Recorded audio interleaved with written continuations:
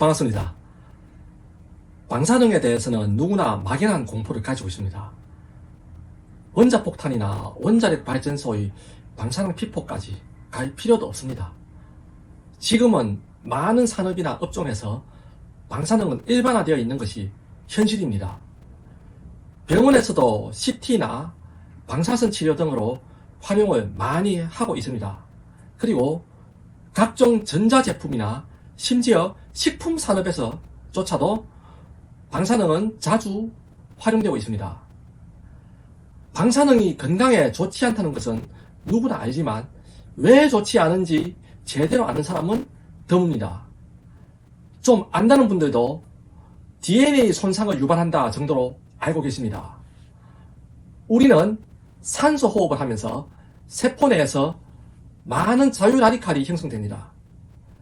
자유라디칼이 종류는 많지만 정말로 의미 있는 것은 과산화수소, 수산화라디칼, 과산화이온 이 정도 됩니다. 수산화라디칼은 수산화이온과 또 구별해야 됩니다. 수산화이온은 수산화라디칼이 전자를 하나 제공받은 이온입니다. 이는 자유라디칼은 아닙니다. 수산화이온도 반응성이 크긴 하지만 수산화라디칼만큼 과격하지는 않습니다. 이 이름이 좀 비슷비슷해서 헷갈리기 쉬운데 제대로 구별하셔야 됩니다. 세 종류의 자유라디칼 중 수산화라디칼은 매우 강력한 산화제로 세포 내 물질로부터 전자를 뺏으러 다닙니다. 그렇게 해서 보다 안정된 상태인 수산화이온이 되고자 합니다. 수산화라디칼이 찾아다니는 전자공여자에는 단백질과 DNA도 포함이 됩니다. 수산화라디칼에게 전자를 빼앗긴 물질은 또다시 다른 전자 제공자를 찾아다니고 그렇게 연쇄적으로 산화하는 반응이 일어나는 것입니다. 따라서 인체 내에서 불안정한 상태를 야기하고 DNA 손상 역시 야기할 수 있으나 일반적으로는 신속한 체내 복구 시스템에 의해 큰 문제 없이 지나갑니다. 소량의 방사능은 사실 일상생활에서도 접하고 있습니다. 실제로 우리는 우리가 모르는 사이에 많은 방사능을 받으면서 살고 있습니다. 그러나 평균 수준 이상의 방사능을 접하는 경우가 문제가 됩니다. 방사능 피폭의 결과는 산소 호흡의 결과와 크게 다르지 않습니다. 자유라디칼이 형성된다는 것입니다. 과산화수소, 수산화라디칼, 과산화이온 중 가장 반응성이 큰 것은 수산화라디칼입니다. 그리고 직접적으로 많은 산화제를 양산하는 것 역시 수산화라디칼입니다. 가산화수소는 이가의 철이온이 있는 경우가 문제가 됩니다. 과산화수소는 철 이가이온으로부터 전자를 하나 뺏어 옴으로써 수산화라디칼과 수산화이온이 됩니다. 여기서 수산화라디칼이 또 생성이 됩니다. 이 과정에서 이가의 철이온은 철 3가 이온이 됨으로써 더 이상의 전자 제공자는 되지 못합니다. 그러나 과산화이온이 여기 철 3가 이온에게 전자를 제공하면 다시 철 2가 이온을 생성시킬 수 있습니다.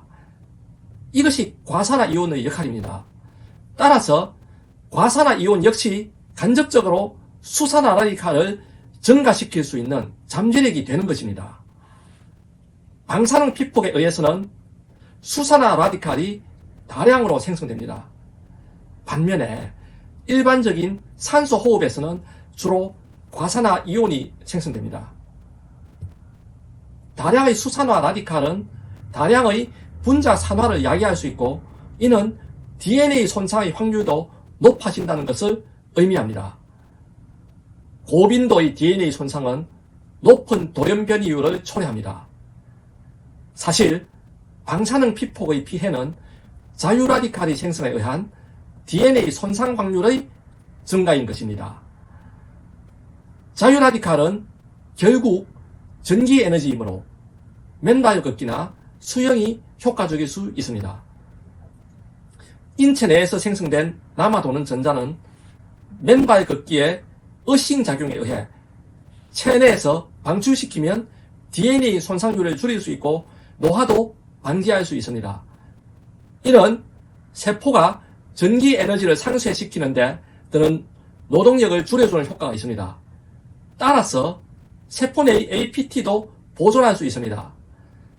원자력 발전소에서 일하는 사람들, 방사선 기사, 방사선과 의료인들 같은 분들은 맨발 걷기가 아주 좋은 운동이 될 수 있습니다. 또한 항암 치료 과정에서 방사선 치료를 받은 분들은 치료 중에는 힘들더라도 어느 정도 건강을 회복한 후에는 맨발 걷기를 하면 치료 효과가 상당히 좋아질 수 있습니다. 맨발 걷기의 효과 중 가장 직접적인 것은 평소 외부 자극이 상대적으로 적은 발바닥의 표면을 자극함으로써 발바닥의 기혈을 순환시키는 것입니다. 그리고 몸속에 남아도는 전기 에너지를 배출함으로써 체내의 과도한 산화하는 반응을 해소하는 겁니다. 그 결과 숙면을 취할 수 있게 됨으로써 불면증이 해소될 수도 있습니다. 또한 피부의 세포도 안정적인 상태가 되므로 피부 미용에도 좋고 인체 곳곳에 산재되어 있는 염증을 줄임으로써 쾌적한 몸 상태를 유지할 수 있습니다. 사실 세포의 대사작용은 자유라디칼과 전기에너지를 필요로 합니다. 따라서 자유라디칼이 없으면 안 됩니다.